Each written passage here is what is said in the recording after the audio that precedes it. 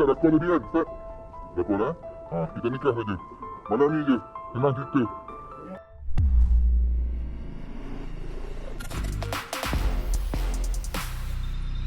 Bismillahirrahmanirrahim. Assalamualaikum warahmatullahi taala wabarakatuh dan salam sejahtera bagi mereka yang bukan Islam yang nonton Sembang Viral pada malam ini. Janji pantas, padu, padat, pendek aja 10 minit tapi penuh dengan info yang penting bermanfaat. Dan bersama dengan saya yang berbagi Ustaz Zul Ramli. Terima kasih Ustaz. Wah, Ustaz dah kerap dengan saya ni Ustaz. Saya seronok bila tanya Ustaz, Ustaz jawab bukan untuk saya seorang Ustaz. Saya ni mewakili orang-orang di luar sana, netizen-netizen di luar sana, yang kita orang ni pun bukan ada ilmu tinggi Ustaz kan. Jadi kita nak belajar sikit-sikit lah Ustaz, apa yang patut kita buat dalam kehidupan kita. Ustaz, dalam kehidupan ni Ustaz kan, senda gurau tu perlu ada dalam kehidupan manusia. Perlu ada Ustaz. Ya. Kalau tak ada senda gurau, maknanya kehidupan kita ni akan macam tak sedap lah Ustaz kan. Jadi dalam Islam ni senda gurau memang titik berat Ustaz ya. Dibenarkan dan Nabi menunjukkan contoh dia. Ya, Nabi banyak bergurau. Sahabat rasa kan Nabi tu kalau Nabi duduk diam buat maknanya jaga kewibawaan. Sahabat memang tak akan rapat dengan Nabi. Ya, tapi Nabi sendiri masya-Allah pernah peluk belakang orang yang sedang menjual di pasar dan Nabi menjerit, siapa nak beli ni, siapa nak beli ni. Jual kata Nabi. Jadi dia rasa masya-Allah ini semua warna-warni dalam kehidupan Rasulullah yang menyebabkan kita faham sepatutnya itulah cara kita hidup. Maknanya bukan sentiasa serius tetapi mesti selang-seli dengan benda-benda yang macam inilah untuk menimbulkan keharmonian. Dan orang cakap dalam hidup ni kalau serius sangat Ustaz, berkuat. Tapi gurauan ni Ustaz tak bolehlah melampau Ustaz. Kalau orang yang gurau melampau ni macam mana Ustaz? Dia sebenarnya semua benda tak boleh melampau. Ya. Sebab tu kita ni kan dikata Islam ni agama yang pertengahan ya. Ummatan wasata Allah kata kan. Jadi semua itu menjadi kayu ukur untuk kawal. Jangan berlebihan, jangan berkurangan. Lebih pun tak lebih boleh, kurang pun tak boleh. Termasuklah gurauan walaupun benda tak ada nilai kita kata. Gurau je. Aku gurau je ni. Kan aku nak ambil hati. Tetapi mesti ada batas-batas dia. Sebab bila langgar batas dia, nanti akan ada yang cedera, ada yang sakit dan dia punya efek dia, masya-Allah bukan sikit, jadi banyak. Jadi Islam ni ada benda yang dikontrol supaya jangan nanti berlaku.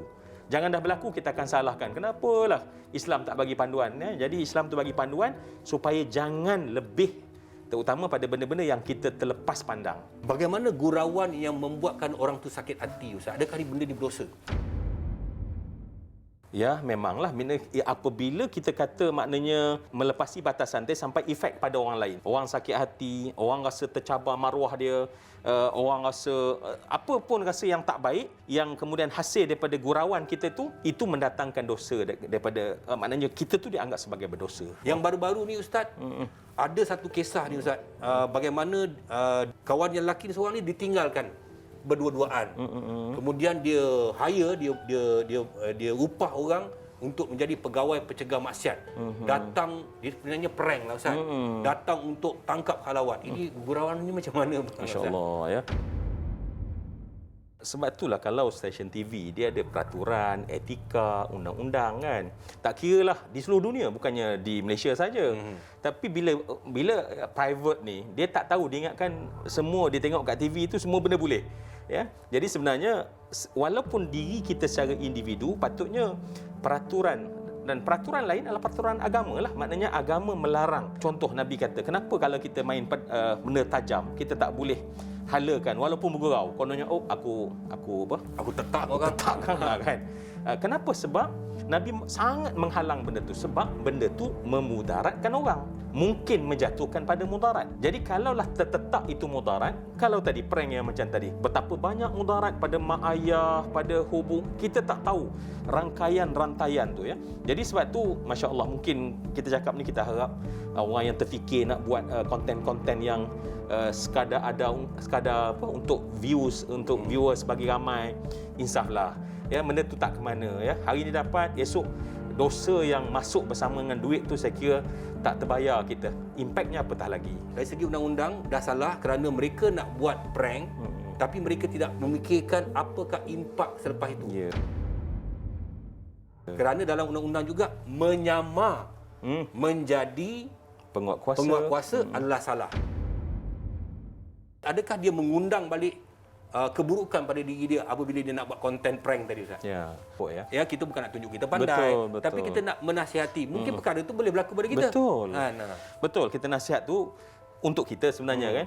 Maknanya kalau kita nak itu, tengoklah semua batas-batas yang ada ya. Fikir dan tak ke mana pun ya. Kita hari ini buat, mungkin saya boleh guna perkataan bodoh-bodoh ni kan. Sebab Ya, betul lah. marah kan orang kata anak kita jangan cakap bodoh kan. Tapi konten bodoh-bodoh itu yang kononnya menjadi pelaris kita ya. Tapi bodoh-bodoh ni dia akan jadi makin ekstrim dan akhirnya orang tak suka juga pun. Maknanya kalau kita fikir panjang sikit, kalau kita nak buat konten yang macam tu, tak payahlah. Baik buat konten yang okey, Yang memberi manfaat, yang beri manfaat, memberi inspirasi. Ya. Itu Berapa yang banyak sudut tersebut, ramai juga viewers dia dan orang dapat manfaat. bila dia buat konten macam tu Ustaz, lepas tu netizen akan jadi marah Ustaz. Bila netizen bagi komen kat dalam tu Ustaz, dia marah dengan orang yang buat tu, maknanya bila dia kata tak guna punya orang, kau bercakap ni, itu adakah doa yang boleh membuatkan mudarat pula kepada pembuat konten Ustaz? Boleh jadi, tapi yang pastinya maknanya itu luahan nak sampai mesej. You punya mesej tadi sebenarnya difahami secara sebaliknya. You ingat orang kan, oh raikan, you better lah you buat konten ya. Tapi maknanya bila begitu dia punya feedback dia, maknanya kalaupun doa tu kita simpanlah sebab doa tu dia dengan Tuhan, Allah panahkan balik kat dia. Tetapi maknanya yang pasti maknanya benda tu orang tak suka. Bagaimana pula gurauan-gurauan yang melampau Ustaz kan? Gurauan yang melampau ni macam Ustaz kata tadi, mungkin benda tu boleh berlaku sebaliknya. Macam tadi parang tadi tu, mungkin ketika itulah syaitan datang. Ya. Dalam kita nak bergurau, tiba-tiba tangan dia terhayul. Dia akan jadi memudarat. Adakah ini juga dalam satu gurauan yang melampau yang dipanggil sekarang ialah prank ni Ustaz kan?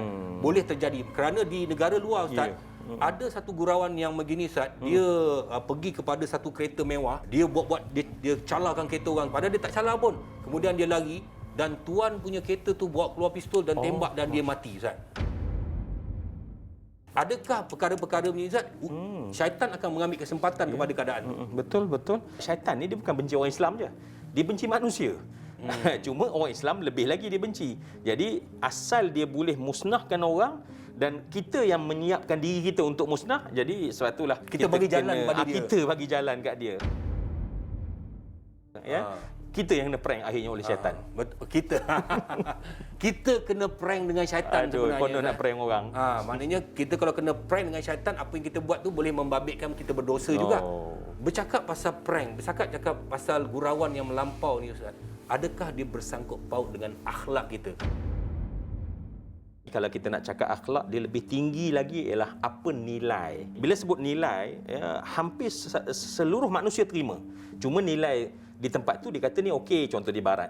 Buat macam ni okey sebab dia ada ukuran untuk nilai dia. Sebab dia mungkin atas nilai dia biasanya atas kebebasan human right ya. Tapi timur dia ada nilai dia sendiri. Agama Islam ada nilai dia sendiri. Akhlak tadi sebenarnya dibentuk oleh nilai itu sendiri. Jadi kalaulah satu benda itu melanggar nilai, orang kata melanggar norma-norma ya setempat atau norma agama, memang itulah sebenarnya batas untuk kita sendiri. Sebenarnya akhlak ni Nabi kata dia tak susah. Kamu tanya pada diri kamu sendiri, kalau kamu rasa orang buat kat aku macam tu aku sakit, jangan buat kat orang. Dan kamu rasa bahawa kalau orang buat kat aku macam ni, aku suka. Maka yang suka tu buat pada orang. Sesimpel itu, sebab bukan nak kena study sampai universiti baru kita tahu. Tak payah belajar universiti pun kita tahu. Sebab dia adalah soal naluri kemanusiaan. Cuma tanya ke dalam hati. Kalau betul, InsyaAllah kita akan dapat jawapan yang betul. Kecuali yang tadilah sebab mungkin masuk. Itu yang masalah lah. Gurauan itu memang diperlukan dalam Islam. Dalam kehidupan juga gurauan itu mencerminkan kebahagiaan. Tetapi gurauan itu tidak boleh melampau. Kerana gurauan yang melampau boleh memudaratkan. Jangan kongsi kalau tak pasti. Jangan kita buat wakaf dosa. Terima kasih. Kalau tak puas hati, kita PM tepi. Assalamualaikum warahmatullahi wabarakatuh. Salam sejahtera bagi mereka yang bukan Islam yang menonton Sembang Viral. Terima kasih Ustaz. Ya, baik, sama-sama.